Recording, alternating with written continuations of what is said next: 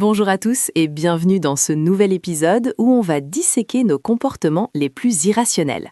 Aujourd'hui, on s'attaque à un mystère qui défie toute logique économique de base. Thomas, dis-moi, si je te propose un t-shirt en coton blanc basique à 10 € et exactement le même tissu, même coupe, mais avec un petit logo triangulaire, à 400 €, lequel tu achètes ?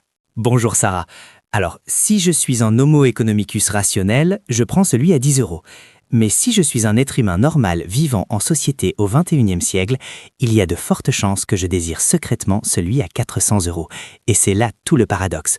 On va parler de l'effet Veblen, ou pourquoi nous sommes programmés pour aimer ce qui coûte une fortune, précisément parce que ça coûte une fortune. C'est fascinant parce que la loi de l'offre et la demande nous dit l'inverse, non ? Si le prix monte, la demande est censée baisser. Exactement. C'est la base de l'économie classique. Si les pommes deviennent hors de prix, tu achètes des poires. Mais il existe une catégorie d'objets qu'on appelle les biens Veblen ou la courbe s'inverse. Plus c'est cher, plus les gens se battent pour l'avoir. On parle de montres de luxe, de grands crus, de sacs à main de créateurs. Et pour comprendre ça, il faut commencer par regarder ce qui se passe à l'intérieur de notre crâne. Tu connais l'expérience du vin ? Vaguement, c'est une histoire d'étiquette échangée, c'est ça ? C'est beaucoup plus vicieux que ça. C'est une étude menée par des chercheurs en neuroéconomie, notamment Ilke Plassmann de l'INSEAD.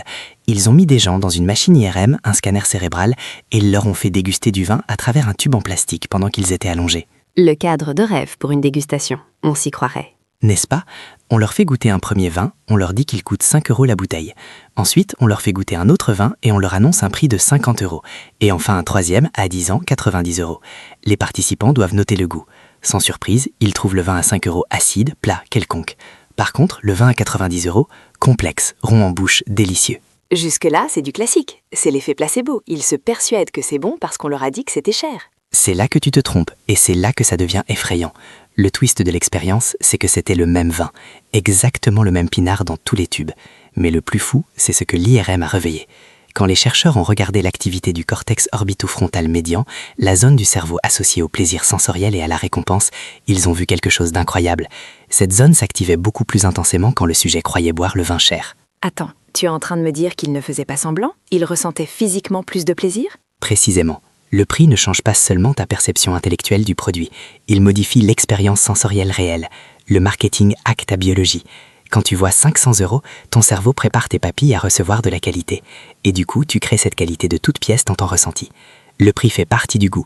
C'est pour ça que les tests à l'aveugle sont le cauchemar des sommeliers et des marques de luxe. Dès qu'on enlève l'étiquette du prix, la magie s'effondre. Et le Château Margaux se retrouve parfois moins bien noté qu'un vin de table correct. C'est terrifiant. Ça veut dire qu'on est totalement incapable de juger la qualité intrinsèque d'un objet.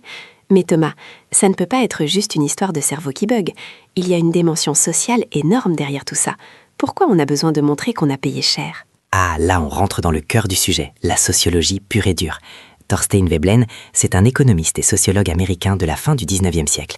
Il a écrit un livre culte, Théorie de la classe de loisirs.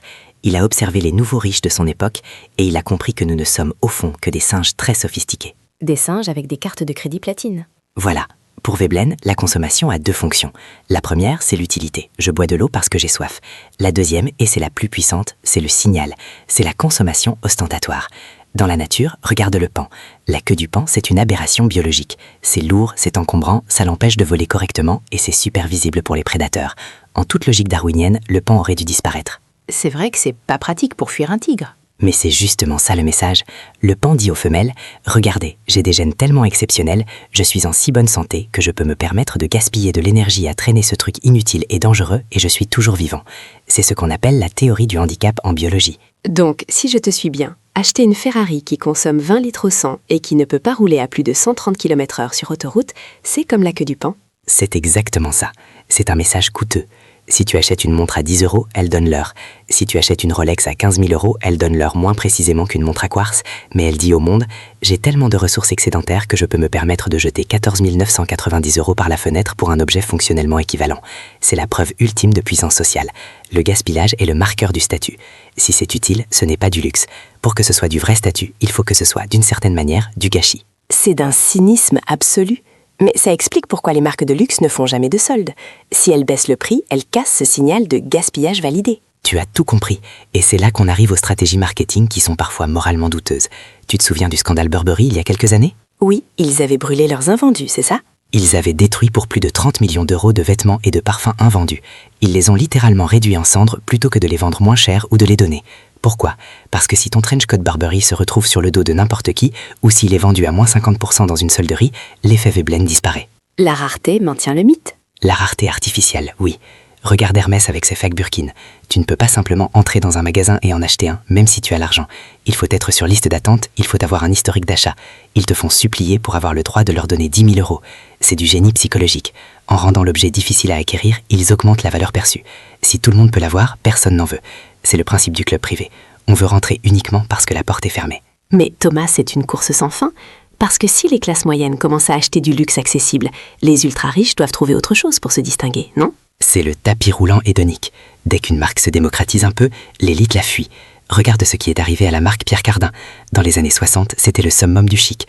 Puis il a vendu son nom pour des licences sur tout. Des stylos, des poêles à frire, des assiettes vendues en supermarché. Ah oui, je vois très bien les chaussettes Pierre Cardin en tête de gondole. Résultat, la marque est morte pour le luxe. Elle a gagné beaucoup d'argent sur le volume, mais elle a perdu son aura Veblen. Aujourd'hui, les ultra-riches se tournent vers ce qu'on appelle le luxe discret, ou quiet luxury. Des pulls en cachemire à 2000 euros, mais sans aucun logo. Seuls les autres riches savent ce que c'est. C'est encore plus snob, parce que ça dit « Je n'ai même pas besoin de prouver aux pauvres que je suis riche. Je veux juste le prouver à mes pairs. » C'est fascinant et déprimant à la fois. On est vraiment prisonnier de ce besoin de validation. Mais alors, est-ce qu'on peut sortir de cette matrice? Comment on fait pour arrêter d'être des pigeons du marketing? La première étape, c'est la prise de conscience. Il faut réussir à séparer mentalement la valeur d'usage de la valeur d'échange et de la valeur de signe. La valeur d'usage, c'est « Est-ce que ce manteau me tient chaud? Est-ce qu'il est solide ?» La valeur de signe, c'est « Qu'est-ce que ce manteau dit de moi ?» Donc, quand je suis sur le point d'acheter ce sac hors de prix, je dois me demander « Est-ce que je l'achèterais si personne ne pouvait jamais me voir avec ?» C'est la question ultime. Si tu vivais seul sur une île déserte, est-ce que tu achèterais cette montre en diamant? Probablement pas. Tu achèterais une montre solide, étanche et lisible. Comprendre l'effet Veblen, c'est réaliser que nous payons une taxe de statut. Quand tu achètes un parfum de luxe, le liquide coûte peut-être 2 euros à produire, le flacon 3 euros. Les 90 euros restants, c'est le coût de la publicité nécessaire pour te convaincre que ce parfum fera de toi quelqu'un d'important. C'est payé pour l'illusion d'être supérieur. Oui, mais attention, je ne dis pas qu'il ne faut jamais acheter de belles choses. L'artisanat, la qualité des matériaux, le temps passé par un ouvrier qualifié, ça a un prix réel. Un meuble fait main par un ébéniste vaut cher parce qu'il y a du travail, pas juste du marketing. Le problème, c'est quand le prix est déconnecté de la réalité matérielle. Le snobisme, c'est croire que le prix est la qualité. L'intelligence, c'est de se voir apprécier la qualité, quel que soit le prix. On en revient à l'expérience du vin. Peut-être que le vrai luxe, c'est d'être capable de trouver un vin à 10 euros délicieux et de l'assumer, plutôt que de boire l'étiquette à 100 euros. Absolument. La vraie liberté, c'est de se foutre du regard des autres singes. Mais bon courage, parce que notre cerveau reptilien a quelques millions d'années d'évolution qui nous poussent à vouloir être le pan avec la plus grosse queue. Merci Thomas pour cette analyse aussi brillante que démoralisante. La prochaine fois que je verrai une file d'attente devant une boutique de luxe, je ne verrai plus des clients, mais des victimes consentantes de l'effet Veblen. Et n'oublie pas Sarah, ce n'est pas parce que c'est cher que c'est bien, c'est souvent cher pour que tu crois que c'est bien. C'est noté. Merci à tous de nous avoir écoutés. On se retrouve la semaine prochaine pour décoder une autre anomalie de notre cerveau. D'ici là, gardez votre argent ou dépensez-le, mais en conscience.